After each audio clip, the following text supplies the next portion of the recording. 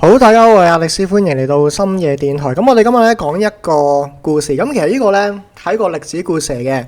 咁由我哋嘅搜查員啊，咁啊幫我哋揾出嚟啦。咁啊多謝我哋嘅搜查員啦，即係將香港一啲比較可能少人知嘅故事咧，同我哋去分享。咁我哋而家咧係印呢個地藏經，咁就會派嘅。咁由6月開始咧就派到出年嘅6月，咁啊派1年。咁如果大家想助印地藏經咧，或者助我哋推動呢個地藏法門嘅朋友咧，可以小 PayMe 或者係多多支持，咁亦都可以 WhatsApp 我哋。咁我哋 WhatsApp 咧係61774780。咁啊印地藏經你可以加你個名啦，你亦都可以唔加你個名啦，咁冇所謂嘅。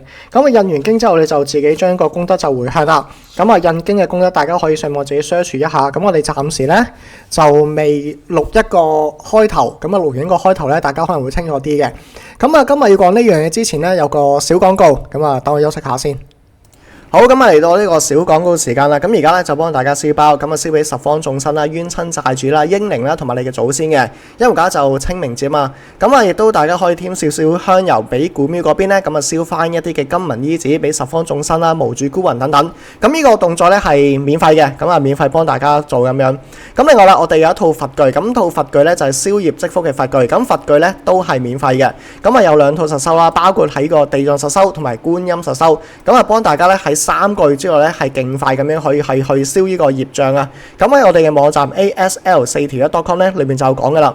咁啊至於點樣去用咧，咁我哋亦都係錄咗條片，大概有13分鐘左右，咁啊大家可以上去睇下啦。咁另外啦，仲有咩要講咧？係，咁我哋4月有咩做咧？咁我哋4月咧其實咧係要籌備緊印翻呢啲手抄版嘅經文同埋印佛卡嘅。咁但係手抄版經文同埋佛卡咧係唔可以落名嘅。咁如果大家唔落名都肯幫助去印個手抄版經文同埋佛卡咧，咁就可以通知呢個文書組小姐啦。因為而家就印卡同埋印手抄版經文嘅人都少，咁我諗我哋成個4月內一個咁樣嘅小廣告，應該可以籌集足夠嘅資金嘅咁樣。咁啊亦都係幫助我哋推動呢個嘅叫做地藏法門啦，我哋嘅網站啦，滅定業真言啦，嗡波啦摩鈴托鈴蘇夏，嗡波啦摩鈴托鈴蘇夏。咁呢個咧滅定業真言係可以將天災化小、貧窮發吉祥，將呢啲定業咧係推走嘅。咁所以嚟緊4月到6月咧，我哋係主推個滅定業真言，嗡波啦摩鈴托鈴蘇夏，嗡波啦摩鈴托鈴蘇夏。咁如果你係要燒包、代添香油、請佛具，或者幫助我哋要呢個叫做推動滅定業真言啦、營運啦、印佛卡啦，同埋印呢個手抄版經文咧，咁啊可以WhatsApp我哋啦，61774780，61774780，同埋或者小 PayMe。咁我哋所有動作都係唔使錢嘅，即係可能幫你燒啲包啦，係免費嘅。咁啊你請佛具都係免費，所有嘢都係唔收錢，咁大家可以去放心啦。好，小廣告嚟到呢度，歡迎大家多多支持 ，thank you，拜拜。好啦，咁啊小廣告就完咗啦。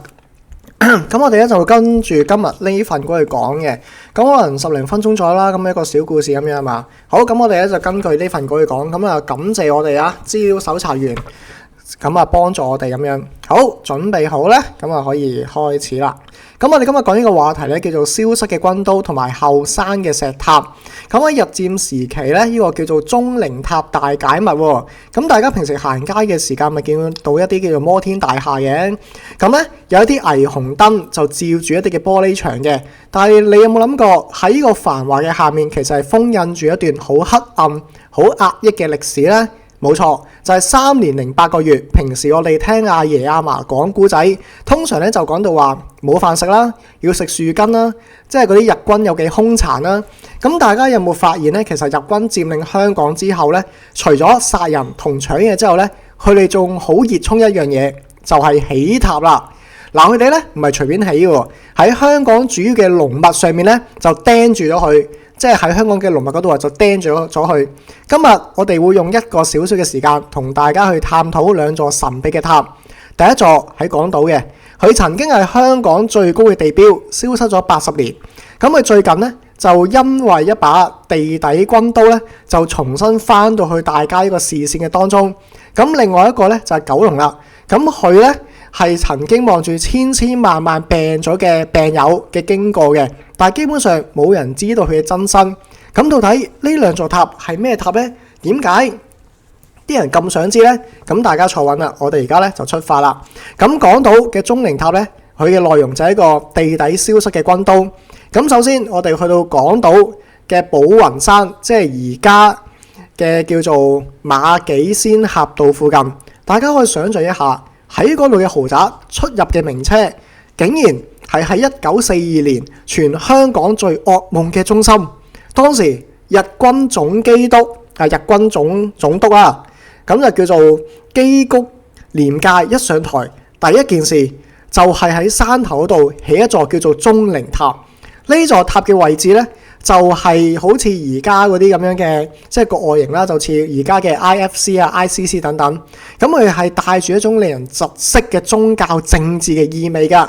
咁當時香港咧仲未有高樓大廈喎，咁所以喺寶雲山上面咧起一座咁高嘅塔，唔單止咧維港兩岸咧都睇到好清楚，直情咧係想將佢變成香港嘅新地標啦。咁呢座塔點解會起嘅咧？咁啊，其實源於日本軍部同呢個神道教嘅推行嘅。咁啊，推行呢個叫咩咧？咁啊叫做忠靈彰顯運動啊。咁目的咧就係要紀念一啲死咗嘅軍人。咁佢為咗設計一座符合日本要求嘅塔咧，咁當時日軍呢個總督基谷廉介就揾咗一個後生啲嘅工程師，佢個名咧叫做藤村清一。咁呢個人咧就都幾有機心嘅啊，即係諗嘢都真係比較過分嘅，諗過度過嘅。咁佢就係之前喺東北設計過呢個叫做南滿鐵路啦，仲幫手改建過香港嘅總督府。咁啊呢個叫做我哋就姑且叫佢做清一啦。咁啊清一咧，佢起呢座咁樣嘅忠靈塔咧，大概高80米，咁就用咗900噸嘅花崗岩。咁大家知唔知道啲石，即係嗰啲花崗岩係邊度嚟咧？嗱呢個位咧咁就諷刺啦。戰前港英政府本身咧係諗住利用嗰度，即係嗰個位啊，咁啊起一座好靚嘅新嘅港督府，咁啊將啲石咧就運晒上山，咁啊點知日軍一到啦，咁啊借花敬佛，將嗰啲咁樣嘅石咧就用嚟做材料，咁就起咗而家依座所謂叫做忠靈塔。咁日本人啊中意起塔啦，呢種行為咧，咁當時咧其實係令到啲人就好火滾嘅，因為咧用你嘅材料起我哋嗰座忠靈塔，而我哋嗰座忠靈塔咧係愛嚟釘喺你香港嘅龍脈嗰度鎮住你嗰個嘅運氣啊！咁大家唔好以為日本唔講呢樣嘢喎，日本好講呢樣嘢嘅喎。日本係依個叫做鎮住一個地方嘅龍脈嗰度咧，佢哋係非常之咁講究嘅，即係好似日本嗰個山手線啦，山手線啦，嗰個其實都係一個類似太極嗰個符號，其實都係一個風水陣嚟噶。咁啊，最令到呢個史學界去對呢個玄學界啊，即係香港歷史界對呢個玄學界最感興趣咧，就係唔係呢座塔起得有幾高，而係佢哋喺呢座塔下邊咧有一座鎮物，係鎮住呢個地方嘅物。咁啊，根據咧香港佔領地總督嘅報告，香港佔領地總督嘅報告記載咧，喺1942年12月8號下晝2點鐘，咁佢哋咧就搞咗一場好大陣仗嘅叫做地鎮祭啊！地咧就係第一個地，鎮咧係震懾嗰個震，祭咧係祭禮嗰個祭，咁啊叫做地鎮祭。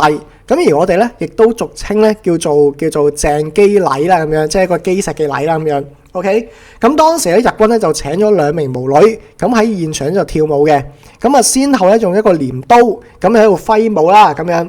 咁當時啊呢個叫做基谷廉介咧就拎出咗一把類似刀咁樣嘅嘢，咁呢把刀咧就係嗰個鎮物啦。而呢個鎮物咧就係我嚟鎮住香港嘅氣數嘅，咁亦都係寓意住皇軍永遠都係排第一，永遠都可以鎮住香港嘅意思，永遠可以統治個叫東方之珠嘅意思。不過咧，上天永遠咧都係開玩笑嘅。呢座塔起到一半，日本咧就投降啦。咁而日本投降嗰陣時咧，呢座塔由於起咗一半啦，咁1945年咧日軍撤退，咁座塔起咗一半，咁又怪怪地啦。咁於是咧，當時嘅港英政府覺得呢座塔太阻埞啦。咁啊，加上咧佢係顯示住一個叫做軍國主義嘅象徵，於是咧就將佢炸咗。咁但係炸咗之後咧，呢座塔咧都有啲靈異嘅嘢嘅，咁我哋往後再講啦。好啦，咁啊根據當年嘅報道咧，當時嗰下震嘅聲音咧，即係炸嗰座塔嘅聲音咧，全個香港都聽到嘅。跟住咧嗰啲碎石咧就炸到周圍之後，而炸完之後咧喺地基裏邊嗰把刀去咗邊咧，就冇人知嘅。咁後來呢個地方咧就保留咗，就變成呢個金馬倫大廈嘅底部，即係嗰個地基啦、嗰個底部啦咁樣。至於嗰把鎮軍鎮魂鎮山嘅刀咧去咗邊咧就冇人知。有人話咧就話炸碎咗，有人咧就話俾英軍執走咗。總之幾十年嚟咧都係個謎。有人甚至話嗰把刀咧一直喺地下嗰度，咁啊保護住咧嗰個地方唔俾一啲邪靈去入侵。因為嗰把刀係代表住日本嘅軍國主義一啲亡魂啊，去保護住嗰個地方，咁啊唔俾啲邪靈去入侵咁樣，有人就咁樣講嘅。咁啊去到80年咧，喺80年代咧，咁啊先去叫做開解啊，即係叫做解釋翻啦咁樣。咁由於當時地產嘅發展咧，金馬倫大廈咧就要拆卸重建。咁喺呢個史學界一直咧都有一個心結嘅，就係嗰把鎮魂刀到底仲喺咪度咧？咁喺呢個古物古蹟辦咧，今次就好醒水啦。佢哋咧就透過呢個屋宇署要求發展商必須進行考古勘測。咁啊，考古隊咧喺2025年2月咁就入場。大家可以想像下嗰個畫面啦，成班地盤工人咧喺度畫咁樣喺度畫，咁啊畫到去大概6月左右啦，奇蹟出現啦。咁啊，考古隊咧喺一個地基嘅深處裏面揾到一條長條形嘅生晒鏽嘅，咁啊用一啲嘢包住嘅東西，咁啲人咧就拎出嚟一睇，咁就證實咗咧係嗰把日本嘅鎮魂刀，同時咧仲有一啲嘅叫做祭禮嘅工具啦，咁啊畫到出嚟。咁呢件事咧就震驚咗成個香港嘅史學界嘅。點解咧？因為原來文獻所講，當時將把刀插入去呢個叫做塔裏邊，係一個真實嘅事實，唔係大家純粹就叫做講笑嘅。咁啊，呢把刀咧而家咧就交咗俾一啲專業嘅人士咧就去修復。咁啊，相信咧我哋好快咧就可以喺歷史博物館裏邊睇到呢把傳說刀嘅叫鎮魂刀噶啦。咁其實嗱，我自己覺得啦，睇又唔好睇啦。點解咧？因為嗰啲日本嘅叫做武士道嘅冤魂啊，一定係會纏住呢把刀嘅，唔肯走嘅。刀在魂在，刀亡人亡，一定唔肯走咁樣。咁我哋另外講一個咧，就係九龍醫院嘅叫做惠靈塔啦。咁呢個惠靈塔係咩咧？好啦，咁我哋有時咧過去九龍啊嘛。咁如果大家去到九龍醫院咧，通常睇醫生或者探病咧，個心咧都幾沉重嘅。咁如果你有機會咧望下醫院嘅後山，你會見到有一座灰色嘅好似塔咁樣嘅，而呢座咁樣嘅塔咧，其實就冇乜特別嘅咁樣。咁但係兩棟咁樣啦，兩棟高，咁啊起到一半。咁呢座咧就係叫做九龍醫院嘅叫做惠魂塔。咁原名咧叫做安慧英靈紀念碑。咁啊呢座塔點解可以逃過1947年嗰場嘅大爆炸咧？係因為唔夠高，係因為佢唔夠顯眼。其實唔係嘅，因為香港人咧就好實際，亦都好有生存智慧。咁戰後啦，天文台咧就發現咗呢個塔嘅位置咧，其實係喺呢個海拔好高嘅地方，視野係極好嘅。咁啊，當時香港咧未有先進嘅雷達，而當時呢個天氣報告咧係全靠肉眼嘅，咁啊真係勁啦！落雨就落雨係嘛，即係佢話10號風球就10號風球。咁當時呢個天文台咧就見到呢座塔咁穩陣，拆咗佢又要錢，咁不如就拎嚟用啦。咁於是啦，呢座塔咧就愛嚟供奉日軍嘅亡靈嘅塔咧，即係呢座本身係愛嚟供奉日軍亡靈嘅塔咧，就變咗呢個風球信號嘅塔啦。咁以前啊掛10號波啊，掛一啲大波啊咁樣，即係大嘅風球啊，掛一啲高咁樣。咁嘅話咧，就會喺呢座塔上面咧放一個黑色嘅氣球。咁啊，因為咧佢有實際嘅用途，政府咧就留佢一命啦。咁啊，日軍嘅遺跡咧就變咗做救人嘅天文設施，其實咧都幾絕嘅。咁我哋講翻呢座塔嘅歷史啦。喺個日治期間咧，九龍醫院咧就改為香港陸軍病院本院。咁當時咧呢度咧就係日軍喺東南亞戰場嘅主要醫療中心。咁好多嘅日軍咧都會嚟呢度就醫病嘅。咁如果死咗點算咧？即係唔係個個醫翻好噶嘛？就會擺喺呢個醫院後山嗰度。咁啊，亦都起咗一座叫做惠靈塔，咁就安慰一啲嘅叫做死咗嘅日軍嘅亡靈啦咁樣。咁當時啊，呢個叫做咧基谷廉介咧都有出席嘅。咁成個山頭咧都企滿晒日軍嘅將領噶啦。咁大家睇到幾恐怖啦，係嘛？咁啊亦都有一啲花圈啦。咁啊堆到成座山咁高，場面咧係非常之咁莊嚴嘅。咁但係喺日軍投降之後咧，呢段歷史啊就俾人抹去咗啦。而官方咧基本上咧就連提都唔提嘅，大家咧都唔敢接觸呢段咁黑暗嘅叫做畫面。好啦，咁啊天文台後期咧亦都係停咗用呢座塔，咁呢座塔咧就隱沒喺呢個叫做叢林當中啦。咁啊好似偵探小説咁樣啦。咁啊直到咧喺2019年啊，咁天文台就出咗一條叫做神秘嘅魔法石，咁啊講緊呢座塔，咁啊之後啲人先會慢慢係去發現嘅。咁啊本身係一張相嘅，呢張相咧，我唔知擺唔擺到出嚟，咁我就唔擺啦，費事煩啦。呢張相咧係喺一個平地嗰度，係一個好大好大嘅平地，而呢個平地嗰度咧有一班嘅日軍喺度操練緊嘅。即係喺度做早操啦咁樣，咁一班日軍操練緊嘅期間咧，喺呢張相最左邊呢邊咧就有呢座咁樣嘅叫做衛靈塔啦。咁座衛靈塔都幾高嘅，咁你喺一啲歷史嘅相片嗰度咧，咁就見到嘅啦。好，咁咧跟住啦，喺呢一刻啦，咁我哋所見到嘅叫做衛靈塔啦，呢個叫做鐘靈塔啦，亦都係真係有一個叫做歷史啦。咁講到呢度，我哋係時候咧，咁啊講一啲叫做結尾嘅嘢啦，咁樣。咁個結尾嘅嘢係咩咧？咁有關呢個金馬倫靈異故事咧，咁有地盤師傅咧私下就講啦，喺開發嘅期間啊，喺掘地期間咧，有好多怪事啊。咁到底地盤裏面最怕係咩咧？唔係辛苦，而係揾唔到架撐。有一個姓張嘅地盤科文咧就爆料啦，佢話啦，喺個地基嘅深處開發嘅期間咧，經常有一啲工具神隱嘅事情無啦啦唔見咗，明明拎住個士巴拿或者電鑽嘅，一轉身就唔見咗啦。最離譜嘅一次咧，就係有一個工友啊，將個好重嘅錘仔掛喺條腰度，行兩步個錘仔竟然消失咗。咁佢喺邊度揾翻呢？竟然咧就喺一個原先封好咗嘅水泥裡面去揾翻。咁呢個基本上冇可能嘅，因為封好咗嘛，冇可能咁樣。咁啊，除咗呢單嘢之外咧，有人咧就話夜晚喺巡邏期間咧，會聽到啲好沉重嘅腳踏聲，嗒嗒嗒咁樣，就好似軍人步操嘅聲音啊。咁甚至有啲工友話咧，聽過隱隱約約咧，有人用口號去嗌一啲叫做操兵嘅叫信號啦咁樣。咁更加有風水師傅就話咧，嗰把刀其實喺一個鎖魂陣嘅陣眼嚟嘅。咁嗰把刀咧就係將一啲日本武士嘅靈魂鎖喺嗰度，咁啊令到咧日本武士即係嗰啲日本人嗰啲陰兵咧，永遠睇住呢個殖民地嘅地方。好啦，咁呢個故事咧就係咁樣啦。咁所以咧呢個保存香港二戰最重要嘅文物。咁樣啦，鐘靈塔同埋呢個衛靈塔，咁啊隱藏住一個咁樣嘅故事，都有一啲比較奇異啲嘅故事。